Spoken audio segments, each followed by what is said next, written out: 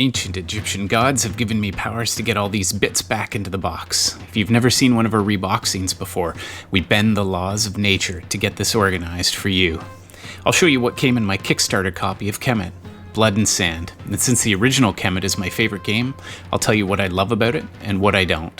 Frankly, there's an even balance of love and hate for this, here on Legendary Tactics.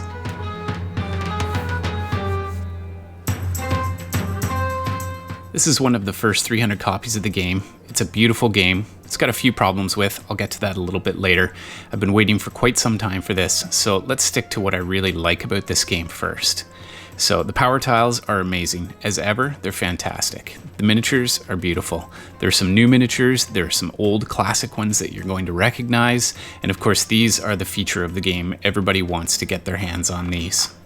The game also comes with the silk baggies, and I personally like to organize this by having each player to have a loot bag with their tokens, their battle cards, and their minis inside. It's a grab-and-go style bag, and this makes setting the game up really quick. One downside is that some of the silk screening was peeling off from these bags right on the first try. Kind of interesting, they kept one of the gods' names in French, Wadjet, spelled with an O rather than a W. It's a minor gripe, but alright, so let's take a look at some of the individual minis here. This guy's new to this game. There's of course the classic Scorpion that everybody goes for. They're very high quality. They feel really solid. I have absolutely no complaints with these. There's lots of variety, there's lots of fun, and whether you play this with kids or adults, these are the pieces that make it really fun. They're on a sturdy base too, so really nice pieces there. And I don't have to worry. I mean, you can see me tossing these pieces around, and you don't have to worry about pieces snapping off. They're really solid. So there's the bull. He's new, the Sacred Bull. And the game actually came with the Game Up boxes, and this is actually one criticism that I have. The boxes look like they say Game VP. They're enormous for the tiny little bull. Those are the obelisks, by the way. That's an upgrade for the game as well, just to go on the map. And that's just a way that you teleport around the board. Just stick those back up into the bag there. So, but the Game VP boxes are so big, they don't really fit very well. It makes it impossible to fit everything back in the main box. And you can see with all these miniature bits, there's a lot to go back in that box. So these are fun. There's a lot of good stuff there. So this is the battle system. I love that these cards, they look fresh, they look new, but you can see that they've retained some of the classic feel of the original Kemet. And these cards actually you can flip them both ways, so your opponent and yourself can see what they are. These are the Divine Intervention cards. Again, there's a new look, but there's the same basic feel, and up in the top right corner you've got your identifying markers as to what phase it can be played in. I'll just slap that back into the shrink wrap there. Keep those nice and clean. So there's a few more Divine Intervention cards. One challenge with this game is getting to know all of the symbology, but fortunately the game does come with the power tile manuals and the Divine Intervention explanation of what all of these mean. So tons and tons of these cards. They're cute, they're little mini cards, but they add a nice spin to the game, so when you're battling you can pull those out. Here's some of the tokens that you use on your player mat. There's your units on the board.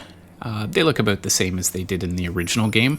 Pretty good. We'll just collect those up into this bag here. I like to keep everything nice and organized that way. So now let's look into, so these pyramids are a little bit different than the original. So in the original you had a die, and these are an upgraded version where it comes in layers, so you can actually peel off each of the different layers, and you have to have all 4 layers if you want to access the level 4 power tiles.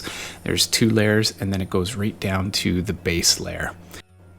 I find the card stock is really nice with this. It's really thick. There's nice grooves cut into each player mat to conveniently fit tiles into, and this is especially useful for keeping your Ankh marker in the right place if you have a clumsy friend, a playful cat, or an unhelpful child knocking the table. So I'll just get a close-up on that for you so you can see how really nice that is. In the older version, it really was. Sometimes it was tough to tell the difference between, say, a 4 and a 5 if you jiggled the table a little bit. So with this, it drops really nicely into that groove. So now the power tiles, these are fantastic. So these, do not skimp on these because like most games, this game is really great if you organize it. And if it isn't organized, it's going to take you a really long time to set up. So really don't skimp on these. Your setup time will be cut down by at least half, and it'll get to the table a lot more often. For my old game, I used the coin sleeves to fix that problem in the original, and coin sleeves will actually still work for this if you don't get these particular trays, because they're the perfect size for these power tiles. So I'm just going to put those back and store them usefully back in their cardboard sleeves where they originally came from. This is one way to store it. Now, at the end of the video, I'm going to show you a second way because the game designers didn't actually explain what they had in mind in terms of how to design it, so that's really up to you. Now, this is interesting. These storm overlays, again, there's a little microscopic picture of those storm overlays in your instruction manual that explain that those are actually for covering over part of the board if you're using, say, a 2 or 3 player setup. So you have to really look closely. And so this to me is another one of the downsides. It feels like they really tried hard to keep the rulebook really short, and so short, in fact, that they used these really tiny images for really important details. So incidentally, I also find that now that I'm used to Stonemaier games, this rulebook feels, by comparison, to be rather flimsy and really thin paper if paper thickness matters to you. Stonemaier games are just so beautiful, and they've got almost that vellum feel or that textured feel, and these rulebooks just didn't measure up. These are garbage. Really, you can just toss them. I'm just going to throw them back in the game. Like that, for instance, is the sandworm, and the sandworm takes up about 1/8 of the box, which is ridiculous. So here's the mat. It's fairly nice. There is an argument. I'm hearing mixed feelings about whether you should get the playmat or not. I didn't, but some don't like that the playmat is a lower resolution. It takes a really massive table to play on. Others love that it's much bigger than the board and it includes the victory track. Personally, I regret not getting it. So let's slam all of this back into the box. I'll show you how to get that organized. There's your track victory point markers. There's those storm tiles. They're cool. It adds a nice dimension to have that to visually block out areas of the board you're not playing on. Each player gets their own power tile description, so you can be looking at those. So that was a good upgrade from the original game. You can organize your tray thus. You can see that the silk screen is coming off there on the one baggie. So these are nice. I mean, they fit. I've got a couple of bags for all the miniatures for the various creatures that you're going to play. You have interchangeable colors to go on your pyramids. Overall, it does fit really nicely back into the box. This is also a really nice feature. So to have this sliding counter holder is really nice. It keeps all those bits contained and easy to access. Nothing worse than opening your box and having pieces flying all over the place. So overall, I love it. They've actually cut right down into the plastic insert a space for those to go in, so they fit perfectly in there. Let's take a quick look at all the power tiles. So the white ones tend to be economic based. Blue have the elephant, tend to be defensive based.